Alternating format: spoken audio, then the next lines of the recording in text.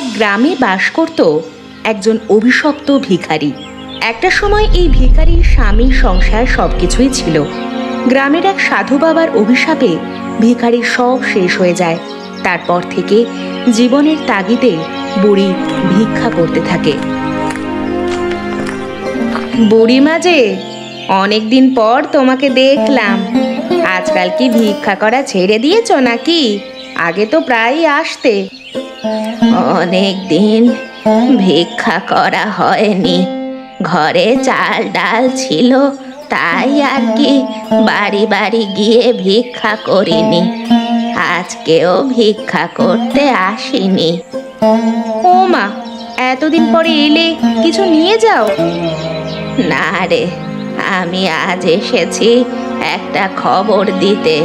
কয়েকদিনের মধ্যে বিশাল ঝড় বৃষ্টি হতে পারে, তোরা সবাই সাবধানে থাকিস। আচ্ছা, সেই সাবধানে থাকবো। তুমি যা বলো তাই তো ঠিক হয়। বুড়িমা, একটা কথা বলবো? কি বলতে চাইছিস, বল। তোমার কথা শুনে মনে হয় না তুমি একজন ভিখারি। কি সুন্দর করে শিক্ষিত মানুষের মতো কথা বলো। একটা সময় আমার সব ছিল, স্বামী সন্তান নিয়ে আমি সুখে সংসার করতাম। এক সাধুর অভিশাপে আমি আজ ভিখিরি। সাধু তোমাকে অভিশাপ দিয়েছিল কেন গো? ওপরওয়ালা আমাকে বিশেষ ক্ষমতা দিয়েছিল।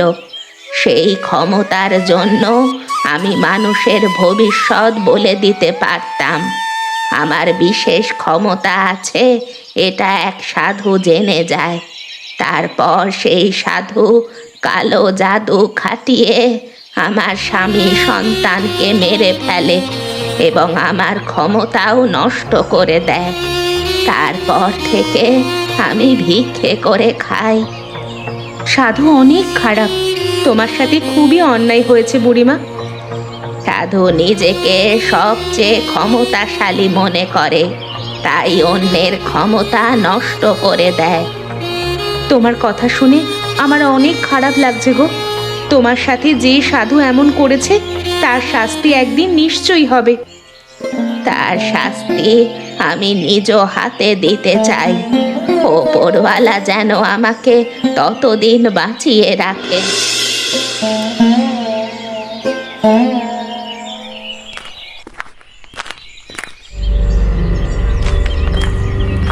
এই এই দাঁড়া, তোকে আমি চিনতে পেরেছি। তুই সাধু বাবা সেজে মানুষকে ধোঁকা দিস। কে তুই? আমার সাথে এমন করে কথা বলবার সাহস তোকে কে দিয়েছে? আমার সাথে ভালো করে কথা না বললে তোর সব কিছু শেষ হয়ে যাবে।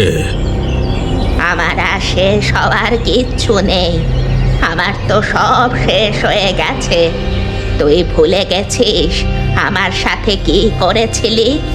মনে করে দেখ, 20 বছর আগের কথা।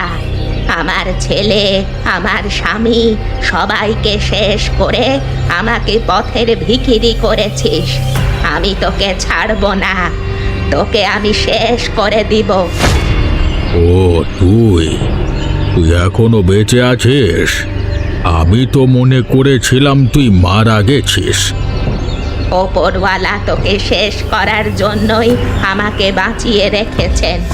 তোর ভণ্ডামি আমি গ্রামের সবার কাছে বলে দিব। বুড়ি, তোর কথা কেউ বিশ্বাস করে না। এ গ্রামের সবাই বিপদে আপদে আমার কাছে যায়, কেউ অসুস্থ হলেও আমার কাছে আসে। ভণ্ডামি করবি বলেই তো আমার ক্ষতি করেছিলি। আমি তো মানুষের ভবিষ্যৎ বলে দিতে পারতাম।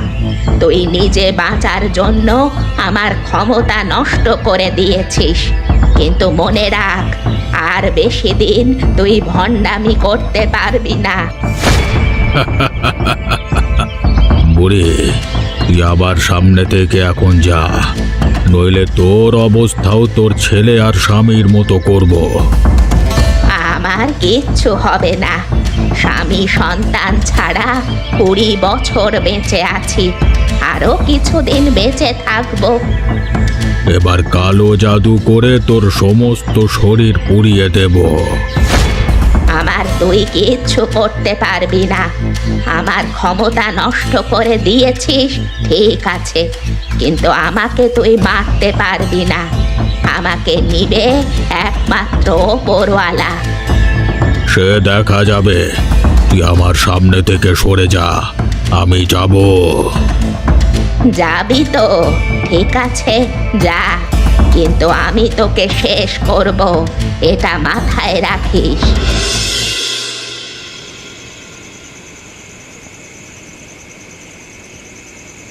আমি একা একা খাচ্ছি, রীতা কোথায়? ও খাবে না? রীতাকে ডাকো। রীতা বাড়ি নেই। বাড়ি নাই মানে? এত রাতে কোথায় গেছে? তোমাকে না বলেছি রাত বিরেতে মেয়েকে কোথাও যেতে দেবে না? রীতা গেছে বুড়ির বাড়িতে, বুড়ি এসে ওকে নিয়ে গেছে, বুড়ি আবার ওকে দিয়ে যাবে। বুড়ির সাথে তোমাদের এত কিসের খাতির? হ্যাঁ, কোনোদিন যেন ওই বুড়ির সাথে তোমাদের আর মিশতে না দেখি। হ্যাঁ, তোমরা আর লোক পাওনি একজন ভিখিরির সাথে খাতির করতে গেছো? তুমি এমন করে বলছো কেন? ভিখিরি বলে কি উনি মানুষ নন?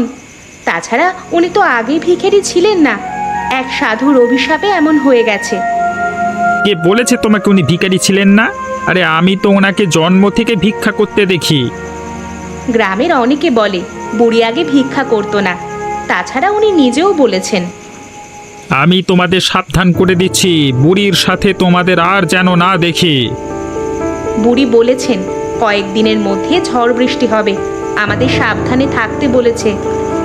না, তোমার জন্য দেখছি ঠিক মতো করে খাওয়াও হবে না।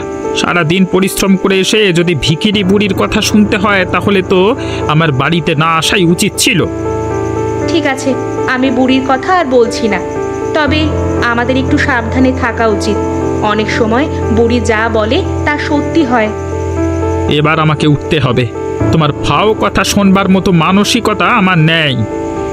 এত রাগের কি আছে বুঝলাম না, অকারণেই তুমি রেগে যাচ্ছ। রীতাকে বাড়িতে নিয়ে এসো, এখনই যাও। আরে বাবা, বুড়ি তো বলেছে দিয়ে যাবে, আমি আবার কষ্ট করে যাব কেন? যা বলছি তাই করো, আমার কথা না শুনলে খুবই খারাপ হবে বলে দিলাম। ঠিক আছে বাবা, তুমি মাথা ঠান্ডা করে খাও তো, আমি রীতাকে নিয়ে আসছি।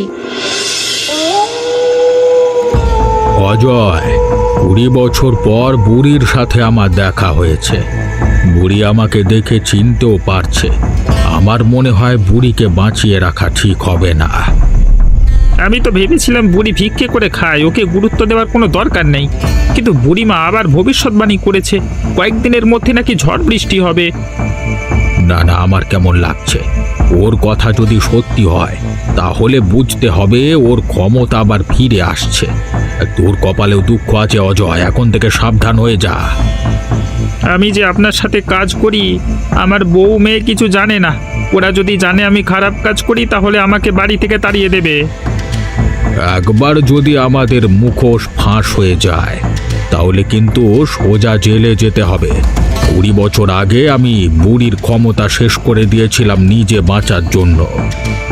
তাহলে কি করা যায়? এ বুড়িকে কি শেষ করে দেব?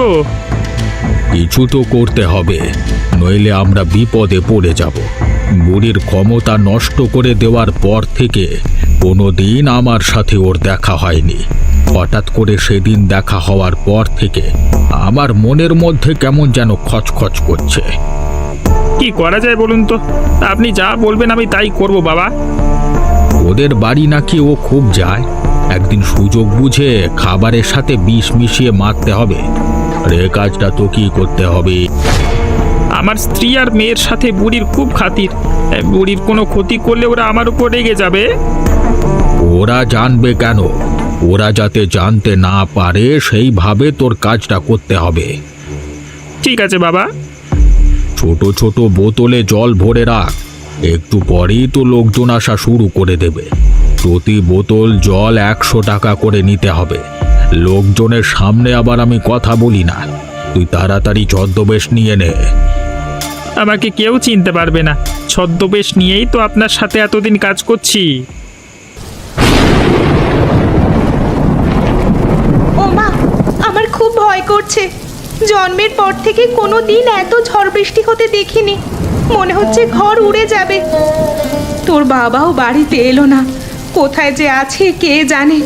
তোর বাবার জন্য খুব চিন্তা হচ্ছে রে। বুড়ি ঠিকই বলেছিল মা, আমাদের সাবধান হওয়া উচিত ছিল। এখন যদি ঘরবাড়ি ভেঙে পড়ে তাহলে কি হবে মা? তোর বাবাকে আমি বারবার করে বলেছিলাম ঝড় বৃষ্টি হবে, কিন্তু কিছুতেই আমার কোনো কথার গুরুত্ব দিল না। এখন তো মনে হচ্ছে আমাদের আরো অনেক সাবধান হওয়া উচিত ছিল। মা, জানলার দিকে তাকিয়ে দেখো, জানলা ভেঙে জল আসছে, ঘরের ছাউনিও উড়ে যাবে মনে হচ্ছে। ও মা, চলো না কারোর বাড়ি গিয়ে আশ্রয় নিই। রমেশ কাকাদের তো পাকা বাড়ি, ওনাদের বাড়ি চলো। এখন কোথাও যাওয়া যাবে না, বাইরে বার হওয়ার মতো কোনো পরিস্থিতি নেই। বার হলেই গাছ ভেঙে মাথায় পড়তে পারে। এখানে থাকলে তো ঘর চাপা পড়ে মারা যাব। খাটের নিচে যেতে হবে, খাটের নিচে বসে থাকলে হয়তো বাঁচতে পারবো।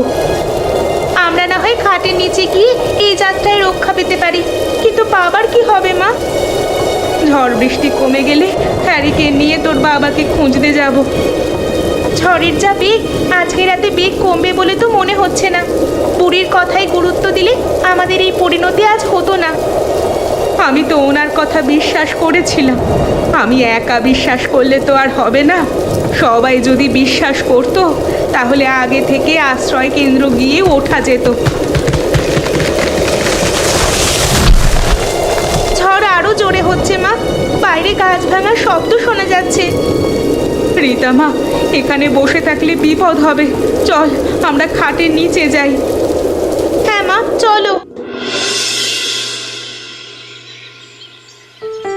এখানে বসে আছিস? তোকে যে আমি খুঁজতে যাচ্ছিলাম। সারা রাত এত ঝড় হলো, কিন্তু তুই বেঁচে আছিস দেখে আমার খারাপ লাগছে। তুই যদি মরে যেতিস তাহলে আমি শান্তি পেতাম। বুড়ি ভালো হবে না, কিন্তু এখানে কেন এসেছো? কেন এসেছি জানিস না? তোকে আর ভণ্ড সাধু বাবাকে খুঁজতে এসেছি। আমি তোকে ভালো মনে করতাম, কিন্তু আমার ভবিষ্যৎবাণী তা বলে না। আমি স্পষ্ট দেখতে পাচ্ছি তুইও ভণ্ড সাধু বাবার মতো খারাপ। তোর বউ আর মেয়ে তারা অনেক ভালো মানুষ, তা তুই এত খারাপ কেন? তুমি আমাকে ভয় দেখাতে এসেছো? হ্যাঁ, আমি তোমাকে একদম ভয় পাই না। তোমার মতো ভিখিরির কথা কেউ বিশ্বাসও করবে না। দেখলি তো, ঝড় বৃষ্টি হবে বলেছিলাম, আমার কথা সত্যি হলো তো। এখন থেকে সবাই আমার কথা বিশ্বাস করবে। আমি গ্রামের সবাইকে বলে দিব তোদের ভণ্ডামির কথা। সারা রাত আমি এখানে বসেছিলাম, ঝড় বৃষ্টির মধ্যে আমি অনেক কষ্টে বেঁচে গেছি। এখন আমি বাড়ি যাব। আমার বউ মেয়ে ঠিক আছে কিনা উপরওয়ালাই জানে। তোর বউ মেয়ের কিচ্ছু হবে না, কিন্তু তোর অবস্থা খারাপ হয়ে যাবে। এখনো সময় আছে, ভালো হয়ে যা, নইলে তোকে কেউ বাঁচাতে পারবে না। ভণ্ডামি করে টাকা রোজগার করা ছেড়ে দে।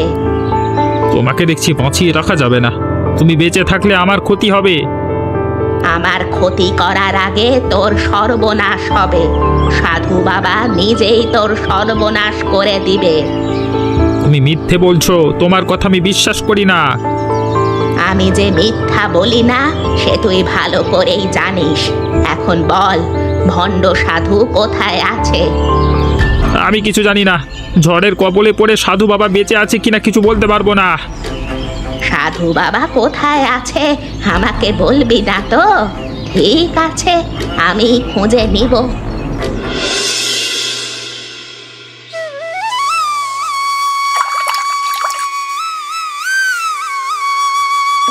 এখন কেমন লাগছে মা? তোর বাবাকে বলেছি ডাক্তারের কাছে নিয়ে যেতে, কিছুতেই আমার কথা শুনছে না।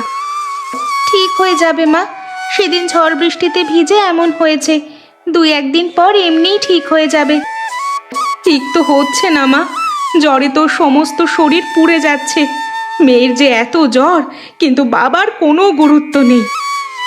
মা, তুমি একটা কাজ করতে পারো, জঙ্গলের মধ্যে গিয়ে আমার জন্য বোতলের জল আনতে পারো। বোতলের জল খেলে আমি সুস্থ হয়ে উঠব। এক সাধু বাবা জল দেয়। না না, আমি কোনো সাধু বাবাকে বিশ্বাস করি না। তুই কি জানিস বুড়ি ভিখিরি হয়েছে এক সাধু বাবার অভিশাপে। আমি আবার কোনো সাধু বাবাকে বিশ্বাস করি না বাবা। গ্রামের সবাই যে সাধু বাবার কাছে যায়, সাধু বাবার বোতলের জল খেয়ে তো সবাই সুস্থ হয়ে যাচ্ছে। তোর বাবা যদি তোকে ডাক্তারের কাছে নিয়ে না যায়, আমি নিয়ে যাব। জ্বর এখনো কমেনি? জ্বর কমবে কি করে? ওষুধ যদি পেটে না পড়ে তাহলে কি সুস্থ হওয়া যায়? মেয়েকে তো ডাক্তারের কাছে নিয়ে যেতে পারো। এত চিন্তা করছো কেন? জ্বর হয়েছে আবার ঠিক হয়ে যাবে। 2 দিন হয়ে গেছে, কই কই এখনো তো জ্বর কমছে না। এত চিন্তা করো না, যদি জ্বর না কমে আমি বাড়ি এসে ডাক্তার বাড়ি নিয়ে যাব। তুমি রোজ সকালে উঠে যাও কোথায়? হ্যাঁ, কি কাজ করো তুমি? একটা দিন কি বাড়িতে থাকা যায় না? রোজ সকালে কাজে যাই, কাজ না করলে কি সংসার চলবে? সে না হয় বুঝলাম, কিন্তু একটা দিন তো বাড়ি থাকা যায়। বাড়ি থাকতে পারবো না। তোমাকে একটা কথা বলি, মনোযোগ দিয়ে শোনো। ঘরের মধ্যে টেবিলের উপর ছোট বোতলে জল আছে। বুড়ি এদিকে আসলে জলটা বুড়িকে খাইয়ে দিও। সাধু বাবার জল বুড়ি আনতে বলেছিল, সরাসরি বুড়ির হাতে না দিয়ে খাবারের সাথে মিশিয়ে বুড়িকে খেতে দিও। তবে ভুলে যেন ওই জল তোমরা খেতে যেও না। ঠিক আছে।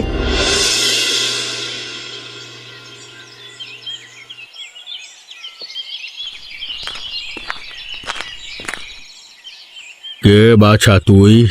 এখানে কেন এসেছিস? তোর কি সমস্যা? আমি সকল ধরনের সমস্যার সমাধান করে দিতে পারি। বাবা, আমার নাম রাহুল। আমি বড় বিপদে পড়ে আপনার কাছে এসেছি। একমাত্র আপনি আমাকে বাঁচাতে পারেন। বলবি তো কি হয়েছে, না বললে সমাধান করব কি করে? বাবা, আমি বিয়ে করেছি 5 বছর হলো, কিন্তু এখনো কোনো ছেলে মেয়ের মুখ দেখতে পেলাম না। ওপরওয়ালা হয়তো আমাকে বাবা ডাক শোনবার অনুমতি দেবে না। তুই একদম চিন্তা করিস না, আমি স্পষ্ট দেখতে পাচ্ছি তোর পুত্র সন্তান হবে। তোর যে রাজ কপাল। বাবা, আমার স্ত্রীকে অনেক ডাক্তার কবিরাজ দেখিয়েছি, কিন্তু তাদের ঔষধে কোনো কাজ হয়নি। একমাত্র আপনার ওষুধে কাজ হবে এই বিশ্বাস নিয়ে আপনার কাছে এসেছি। তুই খুব ভালো কাজ করেছিস। আমি তোকে এমন ঔষধ দেব, একবার খেলেই তোর স্ত্রী সন্তান ধারণ করতে পারবে। আমাকে ওষুধ দিন বাবা, আমি আজকে আমার স্ত্রীকে আপনার দেওয়া ওষুধ খাইয়ে দেব। এত তাড়াহুড়ো করলে তো হবে না। আমি যে ওষুধ দেব সেটা এখন থেকে 1 মাস পর, ঠিক আজকের দিনে তোর বউকে খাইয়ে দিতে হবে। ঠিক আছে বাবা, আপনি যা বলবেন তাই হবে। আপনি আমাকে ওষুধ দিন। এই নে বোতলের জল। এই জল 1 মাস পরে আজকের দিনে সকালে বাসি পেটে আর রাতে ঘুমানোর আগে একবার খেতে হবে। দেখবি এই ওষুধ খাওয়ার 3 মাস পরে তোর স্ত্রী সন্তান ধারণ করবে। যাক, তাহলে আমি অবশেষে বাবা হতে পারবো। সবই আপনার দয়া বাবা। এই ওষুধের জন্য আমাকে 3000 টাকা দিতে হবে। বাবা, আমার কাছে যে এত টাকা নেই, আমি খুব গরিব বাবা। তোর কাছে কত টাকা আছে? বাবা, আমার কাছে মাত্র 500 টাকা আছে। ঠিক আছে, তাহলে আমাকে 500 টাকাই দে। এই নিন বাবা, 500 টাকা। মা, মা, আমার আবার জ্বর জ্বর আসছে।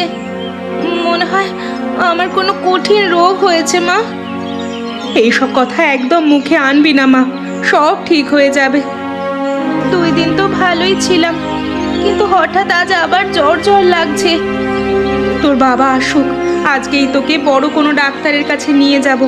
ডাক্তার ছাড়া কি রোগ সারে নাকি? তোর বাবাকে কিছু বললে তো একদম গুরুত্ব দেয় না। বাবার দোষ দিয়ে কি আর হবে মা? বাবা তো কাজে যায়, সময় পেলে ঠিকই আমাকে ডাক্তারের কাছে নিয়ে যেত। থাক, তোকে আর তোর বাবার হয়ে কথা বলতে হবে না।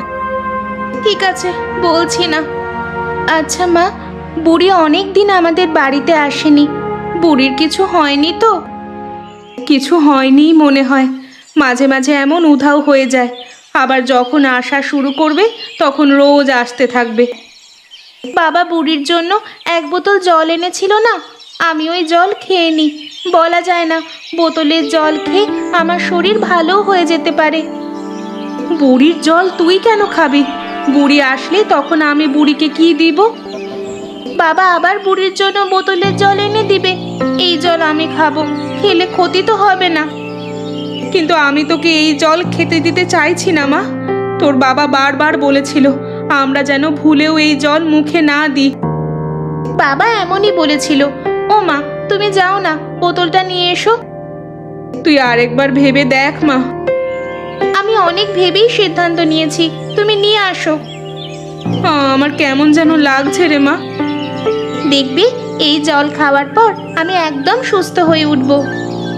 ঠিক আছে, আমি নিয়ে আসছি।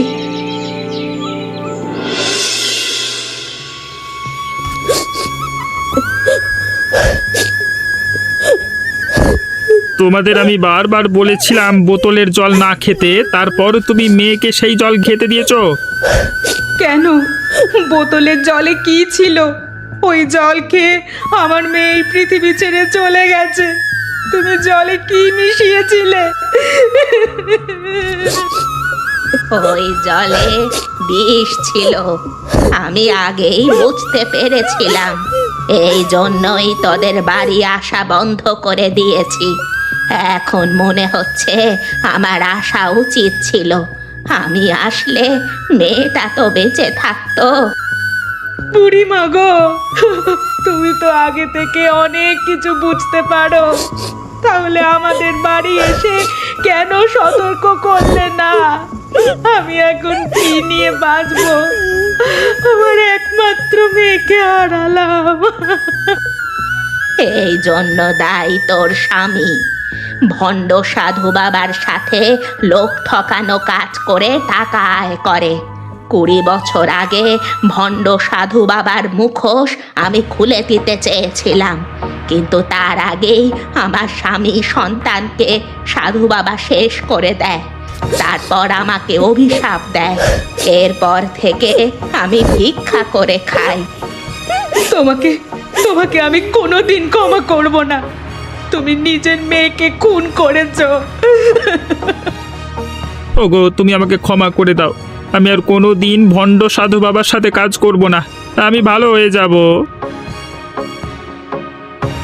তোমার পাপের শাস্তি আমার মেয়ের ওপর দিয়ে গেছে। এখন ভালো হয়ে কি হবে? হ্যাঁ, যার জন্য ভালো হওয়ার দরকার ছিল সে তো আর নেই। আমি কি করলাম? এ ওপরওয়ালা, তুমি আমাকে কেমন শাস্তি দিলে? এখন আমি কাকে নিয়ে বাঁচবো ওপরওয়ালা? তুমি তুমি আমার চোখের সামনে থেকে চলে যাও। আমি তোমার মুখ দেখতে চাই না। ভণ্ড সাধু বাবার ব্যবস্থা এবার করতে হবে। গ্রামের সহজ সরল মানুষদের ঠকিয়ে লক্ষ লক্ষ টাকার মালিক হয়ে গেছে ও। ওর ভণ্ডামি শেষ করতে না পারলে এই গ্রামের আরো মানুষের ক্ষতি হবে। বুড়িমা, বুড়িমা, তোমার তো অনেক ক্ষমতা আছে। তোমার ক্ষমতা দিয়ে তুমি সাধু বাবাকে শেষ করে দাও। শয়তানটা যে আমার সব ক্ষমতা নষ্ট করে দিয়েছে। কাউকে কিচ্ছু করতে হবে না, আমি নিজের হাতে সাধু বাবাকে খুন করব। তুই যে একেবারে চুপ করে গেছিস। একটা কথা বল, এইভাবে চুপ থাকলে যে শেষ হয়ে যাবি। আমার কথা চিন্তা করে দেখ, 20 বছর আগে স্বামী সন্তানকে হারিয়েছিলাম, তারপরও তো বেঁচে আছি। তোকে যে শক্ত হতে হবে। এই গ্রামের অভিশপ্ত ভিখারি কি আপনি? হ্যাঁ বাবা, আমি। পুলিশ বাবা, তুমি এখানে কেন? আমার কাছে কি তোমার কোনো দরকার আছে? আপনার বাড়ি আমি গিয়েছিলাম, কিন্তু একজন বলল আপনি এখানে, তাই এখানে আসলাম। আমার কাছে তোমার কি দরকার বাবা? ভণ্ড সাধু বাবার বিষয়ে আপনি কিছু জানেন? আমি জঙ্গলে ওনার আস্তানায় গিয়েছিলাম, কিন্তু উনি ওই জায়গা থেকে পালিয়েছে। এই ভণ্ড সাধু অনেক বছর থেকে লোক ঠকানোর কাজ করে। আমি সব বুঝতে পেরেছিলাম, তাই এই লোকটা আমার পরিবারকে শেষ করে আমাকে ভিখিরি করে দিয়েছে। আপনি নাকি অনেক কিছু বলে দিতে পারেন, তাহলে উনি কোথায় আছে সেটা কি বলতে পারেন? আমার ক্ষমতা তেমন কাজ করে না। সব ওই ভণ্ড লোকটা কালো জাদু করে নষ্ট করে দিয়েছে। তবে এটা বলতে পারি, শহরে কোনো বড় দালানে লোকটা থাকে, লোক ঠকিয়ে অনেক টাকার মালিক হয়ে গেছে। আচ্ছা, অজয়বাবু কি বাড়িতে আছে? ওনাকে একটু ডেকে দিতে পারবেন? ওনার মেয়ে মারা যাওয়ার পর থেকে আর কোনো খোঁজ নেই। কোথায় আছে আমরা কেউ জানি না। ওনার স্ত্রীও একেবারে চুপ হয়ে গেছে, 2 দিন ধরে একটা কথাও বলেনি। মেয়ে মারা যাবার শোক কাটাতে পারছে না, ধীরে ধীরে সব ঠিক হয়ে যাবে। এই দেখুন, আমি যেমন সব কিছু ভুলে বেঁচে আছি। তা অবশ্য ঠিকই বলেছেন। আচ্ছা বুড়িমা, আমি তাহলে এখন আসি। এসো বাবা।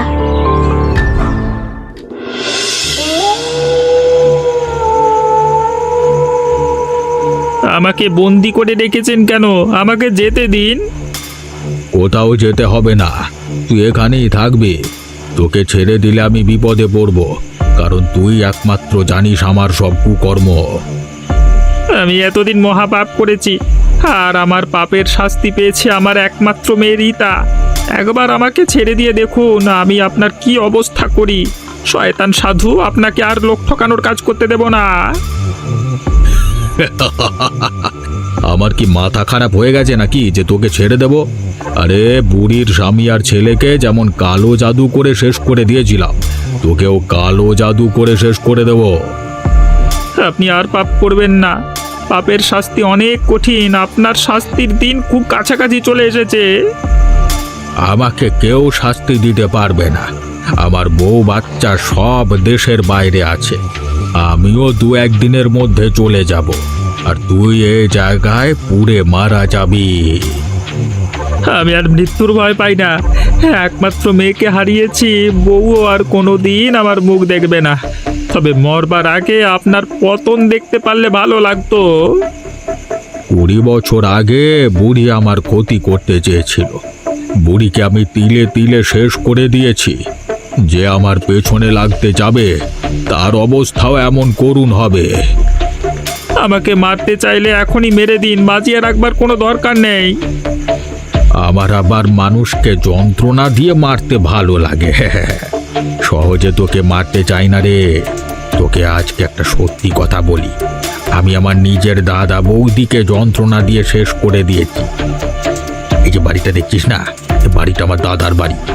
আমার পথে যে বাধা হয়ে দাঁড়ায় তাকে আমি শেষ করে দিই। আপনি মনে করেছেন এভাবে সারা জীবন কাটিয়ে দেবেন, কিন্তু আজকে আমি বলে রাখছি আপনার দিন শেষ হতে চলেছে। আমার কিচ্ছু হবে না। বুড়িমা, আমি এই বাড়িতে আর থাকতে চাই না। এখানে থাকলে আমি আমার মেয়েটাকে ভুলতে পারবো না। মেয়েকে যে তুই কখনোই ভুলতে পারবি না। পৃথিবীর যে প্রান্তেই তুই থাকিস না কেন, মেয়ের স্মৃতি সব সময় তোকে কাঁদাবে। তারপরও এখানে আমি থাকবো না। তুমি আমাকে আশ্রয় দিবা বুড়িমা? দিব না কেন? তুই আমার সাথে থাকলে তো আমার আরো ভালো হবে। আমাকে আর একা একা জীবন পার করতে হবে না। কিন্তু আমি একটা কথা ভাবছি। কি কথা ভাবছো বুড়িমা? অজয় বাবাজি বাড়ি আসলে তোকে তো পাবে না। আমি আর ওনার সাথে থাকতে চাই না। কোনো পাপীর সাথে আমি আর থাকবো না। অজয় তার নিজের ভুল বুঝতে পেরেছে, তুই ওকে ক্ষমা করে দে। বুড়িমা, আমি ওনাকে কখনো ক্ষমা করতে পারবো না। ও সারা জীবন আমাকে আর আমার মেয়েকে ঠকিয়েছে। আমার সাথে কোনো দিন ভালো ব্যবহার করতো না। তারপরও মেয়েটার মুখ চেয়ে ওর সাথে সংসার করে গেছি। মেয়েই যখন আর বেঁচে নেই, তখন ওর সাথে আমি আর কোনোভাবেই থাকতে চাই না বুড়িমা। তুমি তুমি আর ওর হয়ে কথা বলো না। ঠিক আছে, আমি আর ওর হয়ে কোনো কথা বলবো না। তুই আমার সাথে যেতে চাইছিস যখন, চল, সব কিছু গুছিয়ে নে। বুড়িমা, তুমি যদি মন থেকে না চাও তাহলে আমি তোমার সাথে যাব না। সত্যি বলতে আমার যাওয়ার কোনো জায়গা নেই তো, তাই তোমার কাছে আশ্রয় চাইছি। যাওয়ার জায়গা থাকলে আমি সেখানেই যেতাম। দূর পাগলা, কি যে বলিস না তুই, আমার সাথে তুই গেলে তো আমার আরো ভালো লাগবে। আমার আর একা একা থাকতে হবে না। কিন্তু বুড়িমা, ভণ্ড সাধু বাবার তো কিচ্ছু হলো না। হবে হবে, ওর দিন শেষ হতে চলেছে। আমি স্পষ্ট বুঝতে পারছি কিছুদিনের মধ্যেই ওর পরিণতি খুব করুণ হবে। তুমি যখন বলছো তাহলে নিশ্চিত কিছু একটা হবে। আচ্ছা বুড়ি, তাহলে আমি গুছিয়ে নিই। তাড়াতাড়ি কর। আমার শরীরে কেরোসিন তেল লাগছে কেন? কেন ঢালছি বুঝতে পারছিস না? না, আমি কিছু বুঝতে পারছি না তো। তোর শরীরে আগুন ধরিয়ে দেবো রে। তুই আমার চোখের সামনে ছটফট করে মরে যাবি আর আমি চেয়ে চেয়ে দেখবো। হ্যাঁ, আপনার মাথা খারাপ হয়ে গেছে। আমার মাথা একদম ঠিক আছে। মাথা খারাপ হয়ে গেছে তোর, এই জন্য তো তোর মেয়ে মারা যাবার পর আমাকে খুন করতে এসেছিলিস। তুই জানিস না আমি কত ভয়ঙ্কর। আমি চলে এসেছি, এখানে কোনো অঘটন ঘটবে না। একে একে তুই তুই না আমার কাছে ওষুধ নিতে গিয়েছিলিস, এখন আবার পুলিশের পোশাক পরে কেন? আমি পুলিশ অফিসার রাহুল। শয়তান, তোর কাছে আমি ছদ্মবেশ নিয়ে গেছিলাম যাতে তোর কুকর্ম নিজের চোখে দেখতে পারি। তুই এসে ভালোই করেছিস। আজকে অজয়ের সাথে তোকেও পুড়িয়ে মারবো। উড়িয়ে মারবি? দাঁড়িয়ে